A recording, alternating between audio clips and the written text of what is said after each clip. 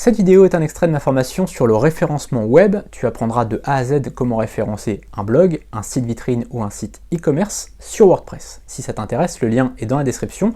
Tu auras des liens vers mes formations gratuites et vers mes formations premium. Dans cette vidéo, on va voir ensemble combien faut-il de backlinks. Mais avant de te dire des chiffres, je voudrais te faire 3 rappels. Premier rappel, on en a parlé dans la vidéo précédente, mais ce qui est important, c'est la qualité des liens, et notamment au niveau de la thématique. C'est très important de considérer ça, c'est-à-dire que si vous avez un lien qui vient d'une thématique proche de la vôtre, ou même la même thématique que la vôtre, ça vaut beaucoup plus que si vous avez un lien qui vient d'un annuaire en ligne. D'accord ? Donc ça, il faut vraiment le prendre en compte. Pour notre site qui parle de la gestion du stress, on va chercher surtout des liens venant de sites qui parlent du même sujet, donc le stress, ou d'un sujet qui est lié, comme par exemple le bien-être. D'accord ? Les liens vers les sites dans une thématique proche auront évidemment beaucoup plus de valeur que les liens venant d'un site généraliste, d'un annuaire, ce genre de site. Deuxième rappel, plus tu seras sur de la longue traîne, moins tu auras besoin de liens. Par exemple, il faudra beaucoup plus de liens sur une page qui parle de chaussures que sur une page qui parle de chaussures de randonnée vertes.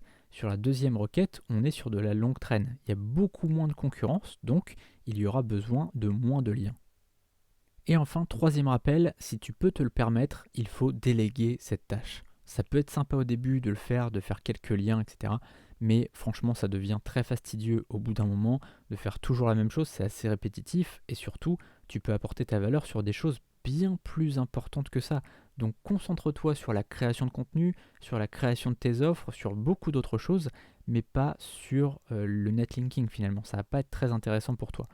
Pour quelques euros, tu pourras payer quelqu'un sur befreelancer.com ou 5euros.com pour le faire à ta place. Donc vraiment, ne néglige pas ça, essaye d'investir un petit peu de temps en temps, dès que tu le peux, pour faire des campagnes de netlinking. Ça sera beaucoup plus intéressant. C'est bien de le faire au début soi-même, mais ensuite, fais-le faire.